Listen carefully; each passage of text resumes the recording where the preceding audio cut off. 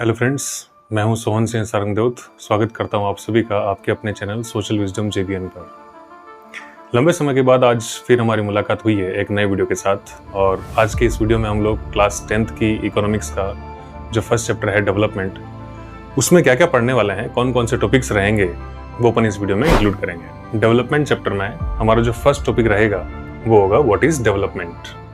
Development क्या होता है? डेवलपमेंट का मतलब होता है ग्रोथ। हर कोई इंसान अपनी लाइफ में ग्रोथ चाहता है, डेवलपमेंट चाहता है। एक कोई पर्सन अपनी लाइफ में अपने फैमिली के लिए, अपने फ्यूचर के लिए, अपने बच्चों के लिए कई सारे गोल्स सेट करता है, नई नई चीज़ें अपनी लाइफ में चाहता है, कुछ हासिल करना चाहता है, कुछ बनना चाहता है। डेवलपमेंट के बारे में अगर अपन सोचें तो क्या अगर मैं आपसे पूछूं कि हर इंसान के डेवलपमेंटल गोल्स सेम होते हैं क्या? आप कहेंगे बिल्कुल नहीं। हर इंसान के डेवलपमेंटल गोल्स क्या होते हैं? अलग अलग होते हैं। हर कोई इंसान अपने हिसाब से आगे बढ़ना चाहता है, अपने हिसाब से ग्रोथ चाहता है। इसी टॉपिक को अपन आगे बढ़ाते हुए जब आगे बात करेंगे different people different developmental goals, जैसा कि अभी अपन बात कर रहे थे, हर इंसान के डेवलपमेंटल गोल्स क्या होते हैं? अलग अलग होते हैं। उसको आगे बढ़ाते हुए जब अपन बात करें कि एक कैटेगरी है हमारे पास डिफरेंट पर्सन्स की, उनको अपन यदि डिस्कस करें कि इन लोगों के डेवलपमेंटल गोल्स क्या क्या होंगे, तो हमें साफ दिखेगा कि इस कैटेगरी के अंदर जो डिफरेंट लोग हैं इनके गोल्स अलग अलग होंगे। बात ध्यान में रखने वाली ये है कि डेवलपमेंटल गोल्स अलग तो होते हैं, साथ ही ये कई बार कॉन्फ्लिक्टिंग भी होते हैं।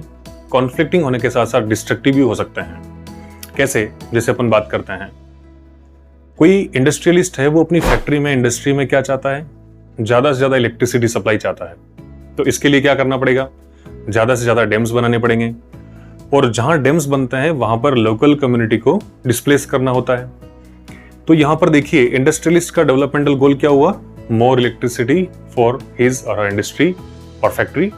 और दूसरी तरफ जो लोग डिस्प्लेस हो रहे हैं उनका यहां पर डेवलपमेंटल गोल क्या है? कि डैम्स ना बने। तो डेवलपमेंटल गोल्स यहां पर क्या हो रहे हैं? कॉन्फ्लिक्ट कर रहे हैं, एक दूसरे के लिए डिस्ट्रक्टिव हैं। डिस्प्लेसमेंट यहां पर जो लोकल कम्युनिटी का हो रहा है, वो लोग यही चाहेंगे कि छोटे छोटे चेक डैम्स बने, वहां पर इरिगेशन कर पाए लोग। लेकिन इसके ऑपोजिट इंडस्ट्रियलिस्ट क्या चाहेंगे? बड़े डैम बने और इलेक्ट्रिसिटी सप्लाई उनकी फैक्ट्री इंडस्ट्री में होती रहे। इस तरह के कुछ एग्जांपल्स अपन सामने लेंगे और उन एग्जांपल्स के बेसिस पर अपन समझने की कोशिश करेंगे कि कैसे डेवलपमेंटल गोल्स डिफरेंट हो सकते हैं और कॉन्फ्लिक्टिंग भी हो सकते हैं। इस कैटेगरी में अपन बात करेंगे लैंडलेस रूरल लेबरर्स की, prosperous farmers from Punjab, farmers depending on rainfall. जब मैं आपसे पूछूं कि कोई एक फार्मर है जो रेनफॉल पर डिपेंडेंट है अपनी क्रॉप को ग्रो करने के लिए, तो उसे अगर अपन पूछें कि तुम्हारे डेवलपमेंटल गोल्स क्या हैं, तो वो फार्मर क्या बोलेगा कि इरिगेशन फैसिलिटी उसको अवेलेबल हो जाए, तो हो सकता है वो ज्यादा क्रॉप्स जो है वो वहां पर ग्रो कर पाए। या फिर वो फार्मर कह सकता है कि बैंक उसे चीप लोन प्रोवाइड करें, सो दैट उस लोन से उसको हेल्प मिले और अपनी लाइफ में डेवलपमेंट कर सके अपना खुद का। आगे अपन बात करेंगे इसी कैटेगरी के अंदर rural women having land, urban unemployed youth, a boy from rich urban family, a girl from rich urban family, और लास्ट इसमें रहेगा an adivasi from Narmada valley. ये जो कैटेगरी में डिफरेंट लोग हमें यहाँ पर दे रखे हैं, इन सभी लोगों के जो लक्ष्य हैं, टारगेट हैं अपनी लाइफ में, वो अलग अलग हो सकते हैं। अलग भी हो सकते हैं और कॉन्फ्लिक्टिंग या फिर डिस्ट्रक्टिव भी हो सकते हैं। मतलब यहाँ पर ये निकल के आता है कि जब भी अपन डेवलपमेंट को डिफाइन करते हैं तो यहां पर इसके दो एस्पेक्ट सामने आते हैं। There are two aspects which are connecting the term development. तो फर्स्ट एस्पेक्ट क्या होगा इसके अंदर? Different people have different developmental goals. Second यहां पे क्या होगा? Different people may also have conflicting और डिस्ट्रक्टिव गोल्स। तो अब इन दोनों एस्पेक्ट्स को अपन जो है पढ़ने के बाद फिर आगे बढ़ेंगे। हमारा जो थर्ड टॉपिक रहेगा इनकम एंड अदर गोल्स। देखिए, डेवलपमेंट में मैं आपसे पूछूं कि इंसान अल्टीमेटली चाहता क्या है? इंसान अपनी लाइफ में ज्यादा से ज्यादा पैसा कमाना चाहता है, हायर इनकम चाहता है, मोर इनकम चाहता है, ताकि वो इनकम से कई सारी चीजें परचेज कर पाए। तो इनकम एक बहुत बड़ा फैक्टर है। इसमें अपन डिस्कस करेंगे कि क्या अगर इनकम बहुत बड़ा फैक्टर है तो क्या इसके अलावा कोई दूसरे फैक्टर्स नहीं होते हैं क्या इनकम सब कुछ होती है? नहीं, इनकम सब कुछ नहीं होती है। मीन्स इनकम से अपन सारी चीजें परचेज नहीं कर सकते हैं। जैसे मैं आपके साथ एक छोटा सा एग्जांपल शेयर करूं कि क्या हम लोग पॉल्यूशन फ्री एनवायरनमेंट परचेज कर सकते हैं क्या पैसों से? नो। इस तरह से कई सारी चीजें होती है। पब्लिक फैसिलिटीज की जब अपन बात करेंगे तो उसमें हमें समझ में आएगा कि हम पब्लिक फैसिलिटीज को इंडिविजुअली जो है वो अवेलेबल नहीं करवा सकते, इसको कलेक्टिव फॉर्म में करवाना जरूरी होता है और उसी फॉर्म में अपन कर सकते हैं। तो money is not everything you can say. तो इनकम जो है सब कुछ नहीं होता है, इनकम के अलावा कुछ दूसरी चीजें भी होती है जो मायने रखती है।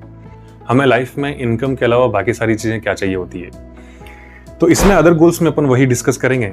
जैसे मैं आपसे एक जो है एग्जांपल फिर शेयर करूं कि अगर आपकी जॉब लगती है, जॉब ऐसी जगह लगती है जो आपके घर से बहुत ही दूर है, पैसा ठीक मिल रहा है, तो आपके दिमाग में एक चीज चलेगी कि काश अगर ये जॉब जो है मेरे घर के पास में होती।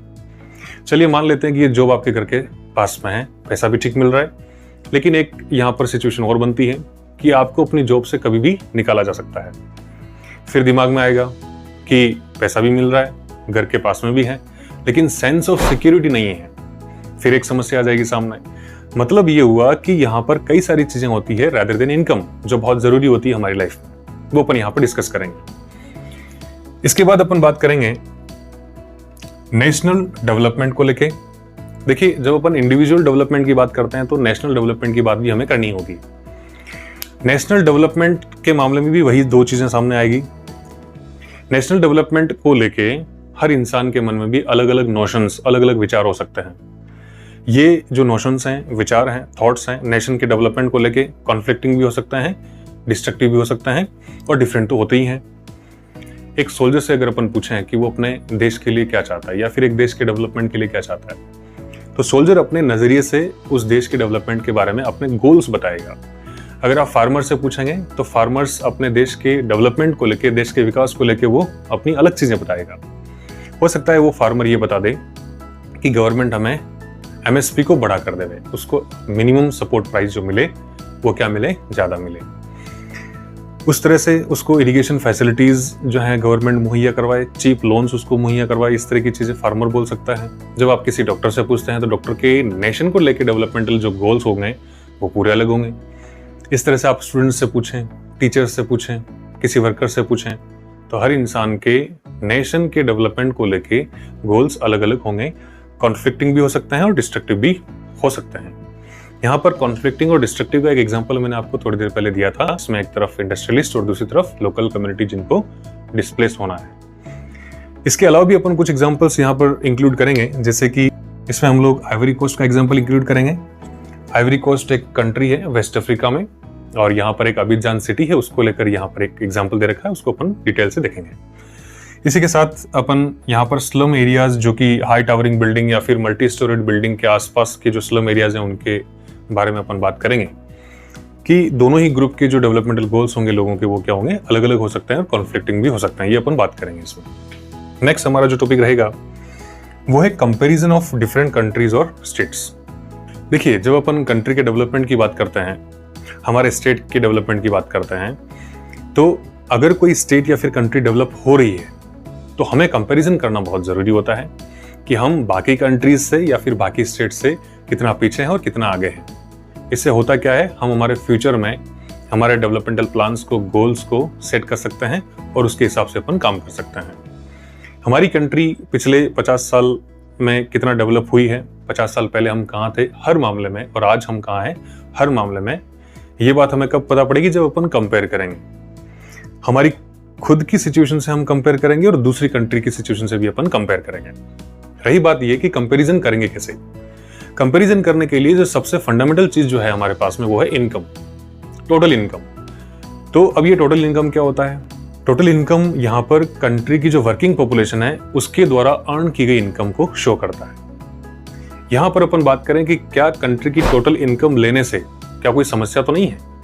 बिल्कुल समस्या है। जैसे कि मैं आपके साथ एक एग्जांपल शेयर करूंगा कि एक कंट्री जिसमें 10 लोग हैं, एक इंसान की सैलरी जो है 50,000 से ऊपर है और बाकी लोगों की सैलरी 4,000 5,000 के आसपास है, और दूसरी कंट्री जहां पर सभी लोगों की सैलरी लगभग बराबर है, हर इंसान की सैलरी 20,000 22,000 20,000 22,000 के आसपास है। इसमें आप ये समझें कि हम कंट्री जब ए को लेंगे तो यहाँ पर जो टोटल इनकम आएंगी ना, उससे हम ये नहीं पता कर पाएंगे कि ऑन एन एवरेज इंसान कितना कमा रहा है। कंट्री बी में हम पता कर पाएंगे आसानी से कि ऑन एन एवरेज इंसान कितना कमा रहा है। मतलब ये हुआ कि हमें यहाँ पर किसकी जरूरत पड़ेगी, एवरेज इनकम की जरूरत पड़ेगी। तो हम उसको भी यहाँ पर डिटेल से देखेंगे कि एवरेज इनकम क्या होता है।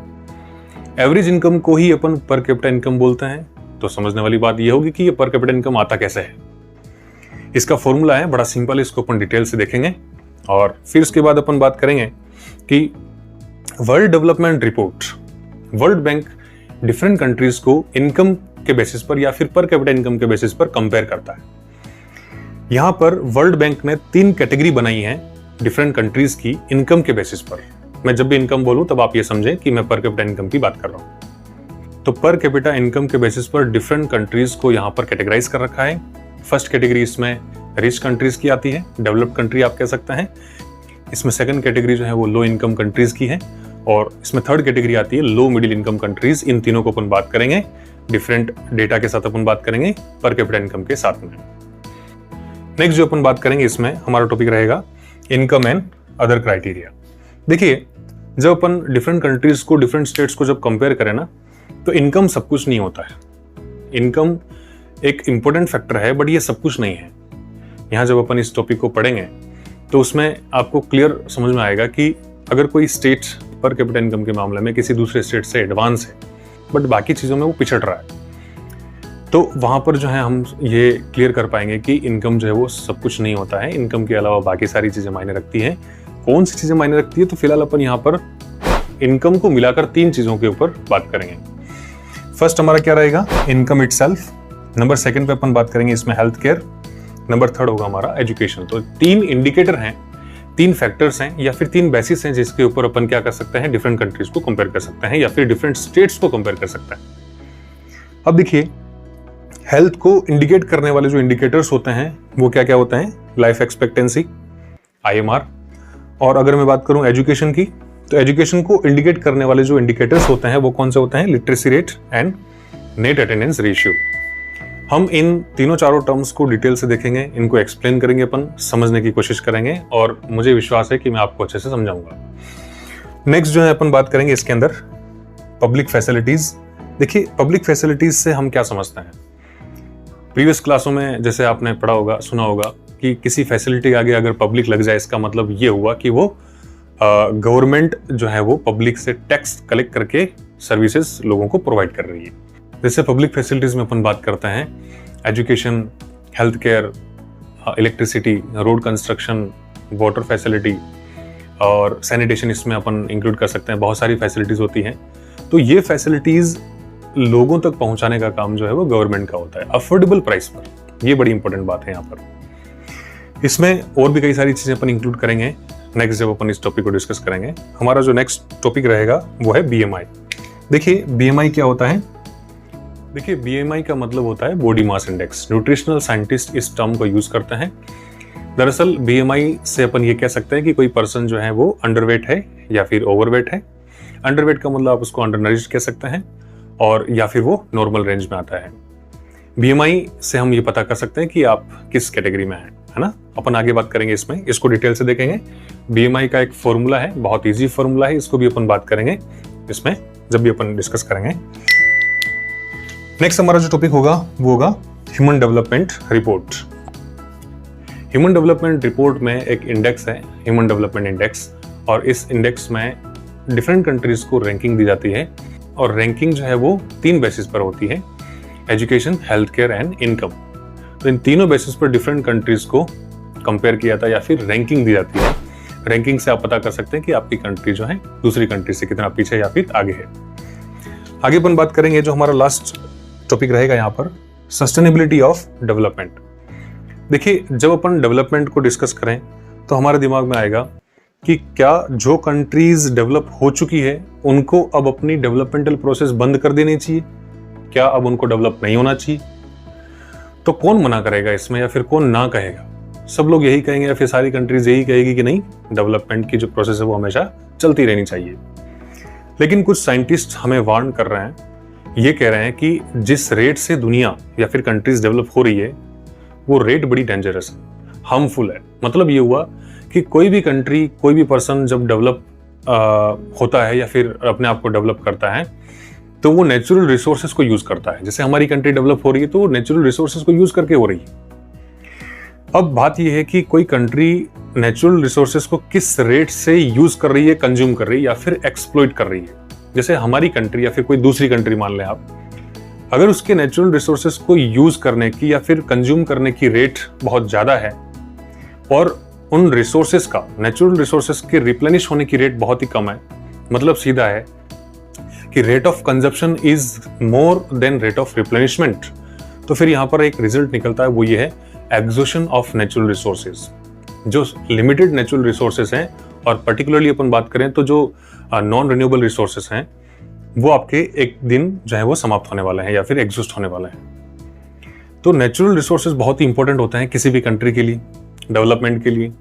और बात यहाँ पर ये आती है कि अगर हमें हमारी फ्यूचर जनरेशंस को भी कुछ देना है तो हमें नेचुरल रिसोर्सेज का यूज जो है वो जुडिशियस वे में करना जरूरी होगा। इसे अपन क्या बोलेंगे, सस्टेनेबिलिटी बोलेंगे।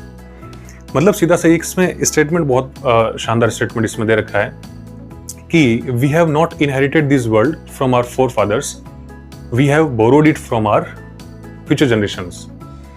तो इससे हमें ये मालूम होता है कि हमारे पास जो दुनिया आज हम देख पा रहे हैं, ये दुनिया हमें हमारे फोर फादर से नहीं मिली। इसको दरअसल हमने किससे बोरो किया है, हमारी फ्यूचर जनरेशन से बोरो किया है।